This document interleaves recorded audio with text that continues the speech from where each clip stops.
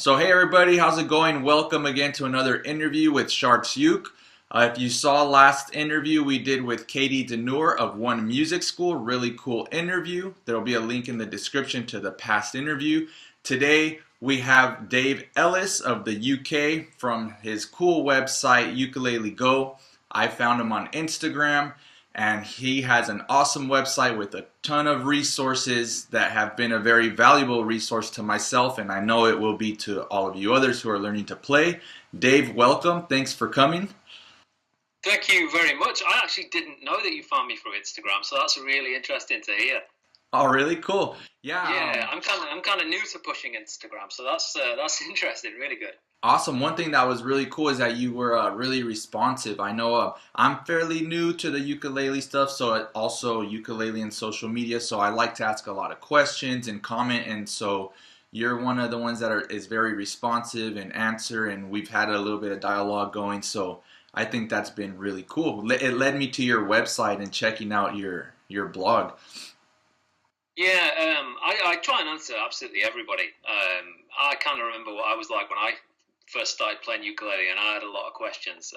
So I do try and get back to everyone, and I never really know if anyone jumps from Instagram over to the site. So I think you were the first person that kind of said it to me. So it was good. It was really good to hear. Cool. Speaking about your website, I just like to congratulate you. It's a really great site. You got a lot of resources. Your blog's very consistent. You have lessons.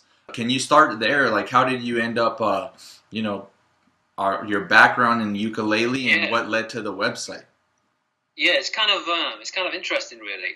My wife actually, I was talking about buying a ukulele a couple of years back, and she kind of convinced me to go and get one. So I went and bought one. It's this one that I've got in my hand right now, actually. It's my PV Jack Daniels ukulele. I still play it a lot now, actually. But if I want to learn something, the thing I always do is I set up a blog and I just start talking about it and I record the things that I learn. And I kind of use that for myself in the first instance, just to kind of document what I'm learning and get it down and really kind of put that into my brain. And then over time, I was doing that a lot. And slowly, people started to visit. It wasn't a lot to start with. It really wasn't that many at all. I mean, for the first few months, nobody was going on the website, which was kind of weird. But after about a year, it started to really pick up, and I just kept going with it. Cool. And so, how do you base your content on there? I mean, that's one thing that I see is that you have a lot of really good resources and it's very consistent. I mean, your blog's updated pretty regularly. You have a lot of lessons on there. What do you kind of do to organize that? There's not a huge amount of organisation in it at the moment. It's something that I need to do better. It really comes down to what I want to learn and what I think other people want to learn. So initially it started off like super beginner because that's where I was, and then slowly over time as I've got to and become a better player, the lessons are probably a little bit more advanced now. But I still obviously there's a lot of beginners out there, so I still like to keep a lot of content for those guys there as well. Um, in terms of organising it, I really should be a lot stricter, and I really should say I'm going to produce this once a month and this two times every year or something like that. But it's just I don't know, man. It's just in my spare time, so it's kind of I do what I can.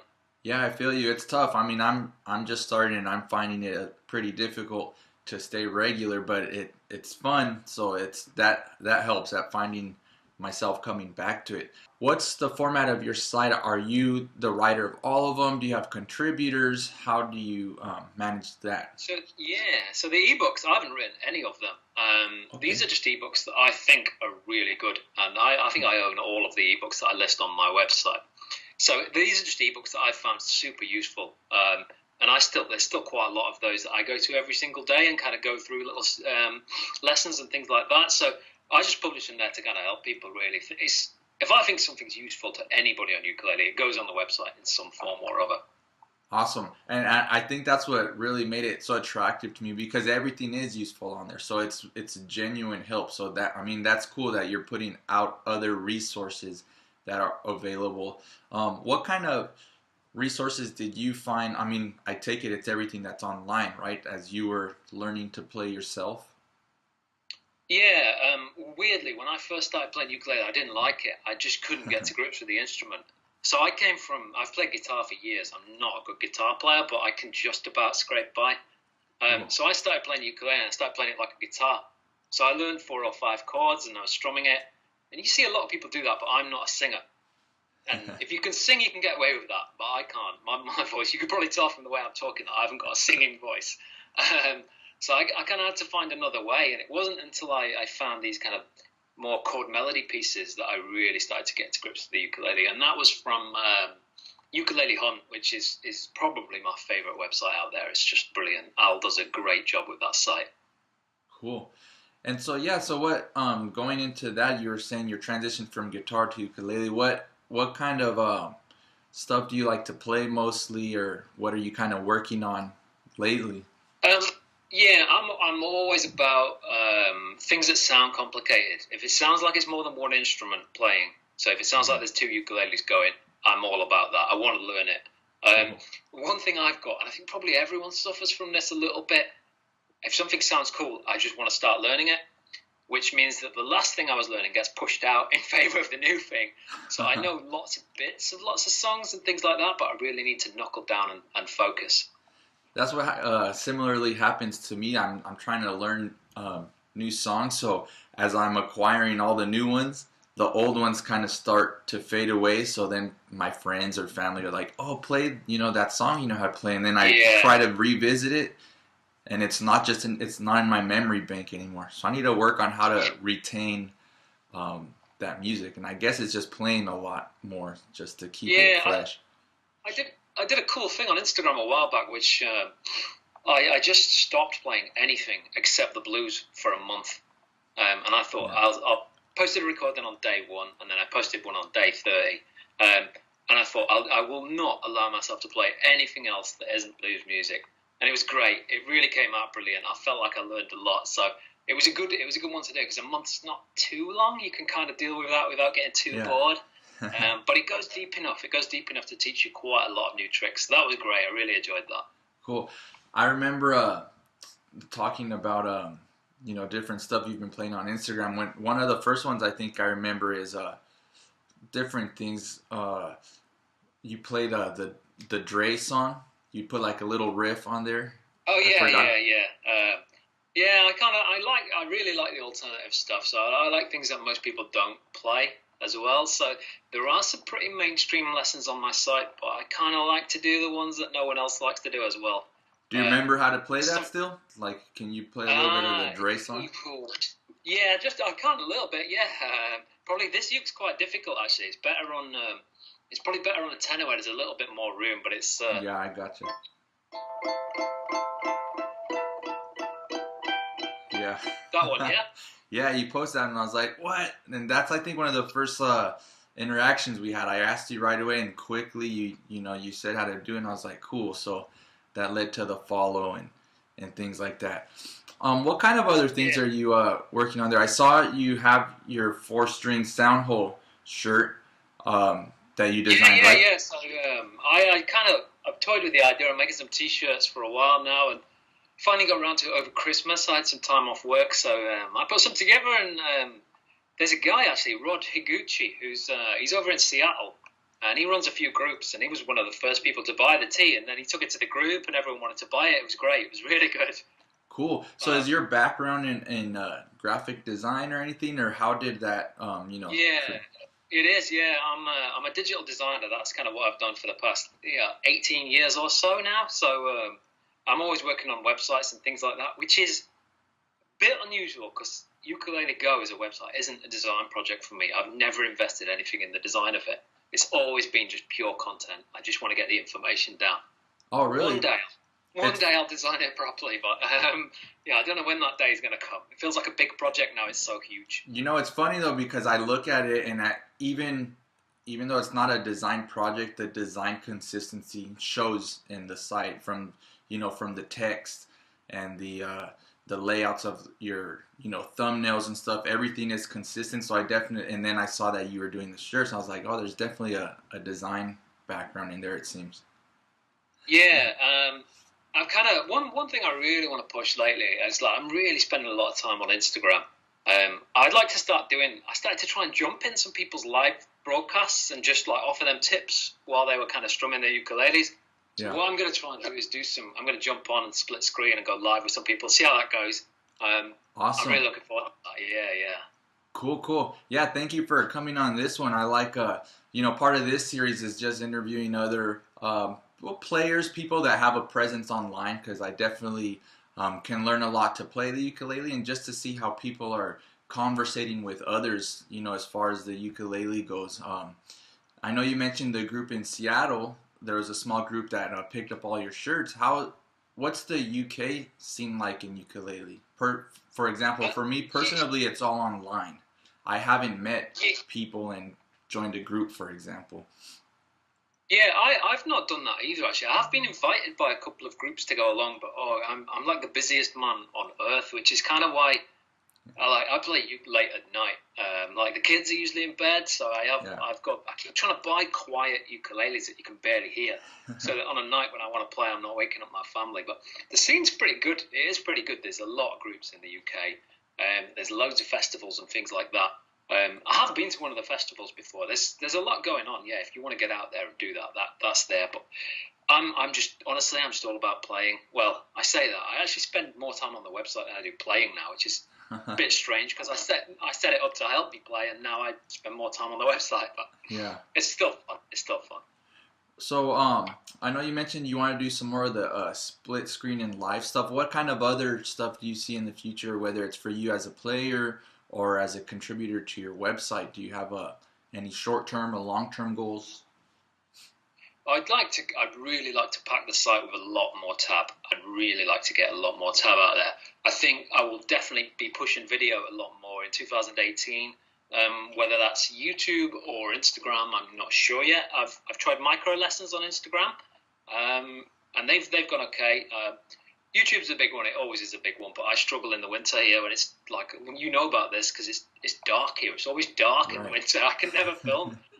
But yeah, video I really want to push this year. Cool. And so videos, like lessons videos or recording some of your songs that you're Yeah, learning. I think more lessons. I think more lessons and probably less song-related lessons and Hmm. more. I like trips and things like tricks and tips and techniques. I always say those words wrong. Um, and the reason is there's a lot of people doing song lessons out there, but I like it when you can just unearth some little trick that just makes someone sound like a better player, and you can give them that and go, there you go, just put that into your playing. It's gonna change the sound of you. Yeah, that's the times that I do poke around your site, those are the things that I click on most. I like going through your blog feeds and how it's organized, but on the tips and tricks, I know the last one I was looking at was the triple strum. That it was Oh like yeah, the two yeah. finger. That was pretty cool. Like I wanted to, I started practicing that, and I want to see where I could implement that into other songs and stuff. Do you mind showing a bit Uh, about that? Here's if people are Yeah, kind of wondering. yeah, it's kind of a weird one to play actually. I think I can't even remember how I learned it really. I was looking at all these kinds of lessons, and everyone seemed to do it differently. And then I landed on this one, and it kind of worked for me. So let's just.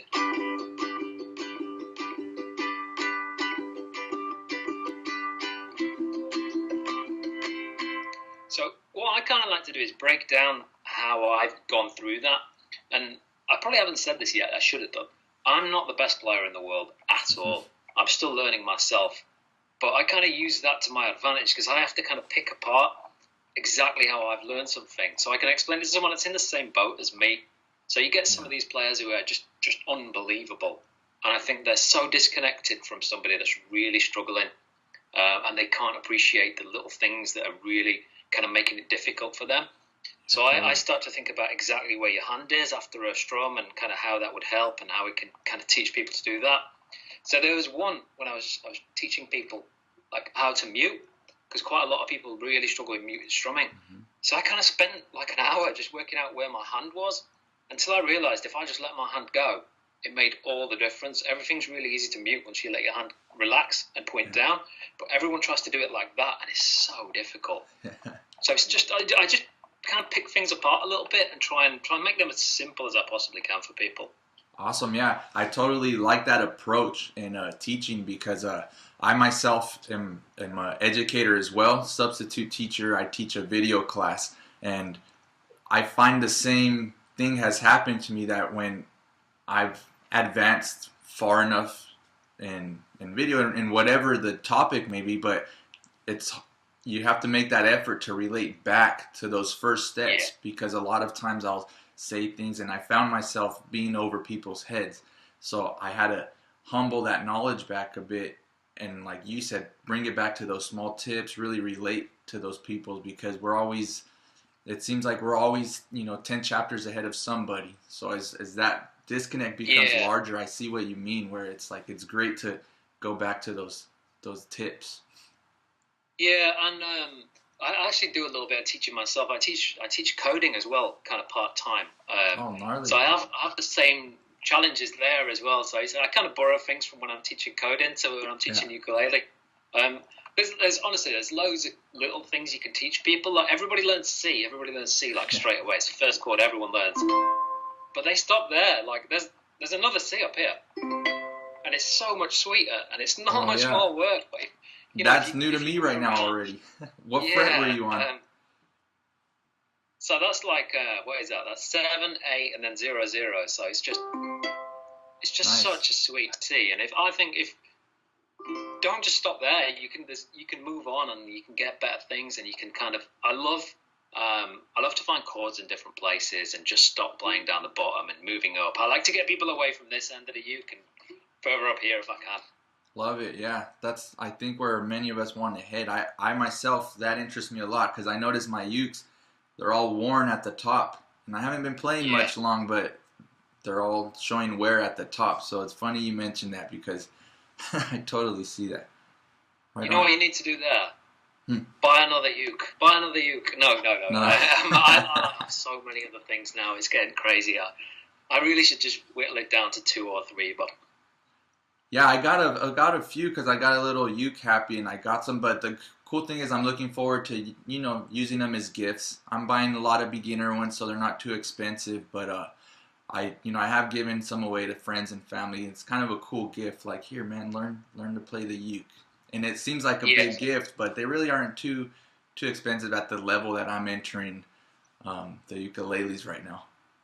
yeah, I'm a big believer that you can do perfectly well off a pretty cheap ukulele. They do make great gifts actually. I tend to lend mine out, and like I never have all my ukes at home. Someone's borrowed one somewhere, or they're 2 or 3 will be out. So yeah, my wife prefers it that way because they started to take over a little bit as well. Yeah, cool. I saw also that you made a uke one time, that cardboard ukulele. Oh yeah, yeah. Oh, what a pain that was. Oh, my fingers were sore for weeks when I made that. So I found it on like Instructables or something like that. I found this template for this cardboard. You can add all these cardboard boxes. So I thought I'll try it. And they were Fender boxes actually from guitars that I'd bought. So it was cool because they were all like Fender branded and stuff. Yeah. So I spent weeks cutting them out, and I got it together. And people were like, "You're not going to be able to do this." And it came together. It looked brilliant. And I came to put the strings on, and it was all going fine. And I started tightening it up, and then eventually the neck just buckled, and it just went. So I never heard it. I never heard it. Oh, it But never played? No way. no, I never got to play it. It looked really cool, but no, I never played it, which is a shame. But I can't quite begin. I don't want to put my fingers through that pain again. Oh, really? I was going to ask, if you did it again, what did you learn something from the do you have a solution for that if you ever did do it again? Yeah, you need a lot more strength in the neck. I'm not quite sure how they managed it on the Instructables lesson, or whether they even did or not. But yeah, the strings put an incredible amount of tension on that neck, so you really got to kind of do something there. I'd probably stick some kind of rod down it, something like that. But yeah, I don't know. I don't think I could Yeah. cut another one of those out. That was a lot of cardboard cutting. Cool. You mentioned that you do some coding as well. Is there like an app in the future for Ukulele Go? Do you have any things like that we could look forward to? Yeah, potentially. So I've made a couple of little tools, which are like ways to find chords to play and chord progressions and things like that. So Mhm. I've put those out. They're all just online, but they kind of function on mobile and things like that. I've toyed with the idea of an app a few times. I actually don't know how to code apps, so my coding skills are all kind of web-based. Okay. Possibly. I don't know. I really don't know what the future holds for the site, actually, but we'll see. It's kind of just fun, just not knowing where it's going to go. Yeah, that's what's cool about it, rolling with it. And it's been really great so far. Where can we find some of those resources? You said to do chord progressions? Is it on your Yeah. So site? if shall I throw out the links so you can put them in the description or something like that? Okay, cool. Cool. Because I'd like to Um, check those out. yeah. They're actually. Sounds like I'm blowing my own trumpet, but they're pretty useful. I use them now, which is weird. I kind of made them for me, and then other people kind of like them. But yeah. That's funny. So I will get them in the description. Is that kind of like when the artist comes out with their new song and they play their own music around? Yeah. Yeah, I think it is a bit like that, isn't it? Yeah. No, that's cool. I'm gonna check it out. I had another question, and it just went over my head right now when we talked about these chord progressions. Da, da, da, da, da. So what are you doing? What are you doing with ukulele right now, though? It's kind of bit new, pretty big, I guess. If we're doing a video together at the moment, it's Yeah. Well, my background is in video production. I've been doing video for over 12 years, just producing content for web to TV and different things. And I have a partner, and we have a studio here locally. I'm from Rancho Cucamonga. And quick story, I went to the local shop that sells cables. I was looking for HDMI cables, and they randomly had a ukulele over the counter. And I was like, hey, you guys, that's weird. You have a ukulele? And they're like, yeah, it's $20. I was like, oh, that's cool. Like, I'm going to take one. That's pretty fun. So I got home, and same thing. I've played guitar before, and so it was way different right away. Like, I didn't know the strings were different and the chords. So sure enough, I went straight to YouTube. I'm going to learn a couple chords. And I started picking it up and progressing, and progression always feels good. So I started doing more and more, and the same way I would ask people questions, there came a point when I found that I was answering a couple questions. And like you said, I'm definitely not even close to being like great or anything, but that progression's there, and I was able to help other people. I was like, that's cool. And a couple people started encouraging me, hey, do another channel and things. So it kind of just went off in that direction. And so fun as well, and I like producing content, so I figured, if I could learn something and I could pass it down, I've had a lot of mentors coming up where I've been, so I really like to help others as well, which is totally what attracted me to UKULELEGO, because I see that helpful resource is there. And I think a lot of people, it circulates, people answering questions, asking questions, and that's been really cool. Yeah, yes. I mean, the best things I ever get are when people, if someone just sends me a message on Instagram or an email or whatever, it's just the best. I love it when people email. I get these emails, and it'll be like, oh, I'm 75 years old, I've never played an instrument, but I've picked it up and I've got a few chords. I'm like, whoa, that's brilliant. That's just the best thing. Cool. I like it. Is there any last comments you'd like to say? We could wrap up here, and definitely I'm going to point people to the site, but I think, probably one thing I would say is I am not musically talented in any way whatsoever. When it came to guitar, I couldn't play. I learned guitar through perseverance. That's the only thing I had. I just stuck with it, and I just spent hours and hours and hours, and I got there. It's just, I say the same thing with coding. There's no naturals. It's just people that stick with it. So if you're even getting into ukulele and you find it a little bit difficult or anything like that, stick with it. Just keep going. It's not unachievable for anyone at all. Just go with it. Stick with it. You'll have loads of fun, and it's worth persevering with. You'll get so much fun out of it. For sure. Right on. Well, thank you, Dave. It's been a pleasure. I'm glad we got to chat. I look forward to possibly other chats in the future. Everybody definitely check out the website, ukulelego.com. If you're learning or if you've been playing for a while, tons of excellent resources.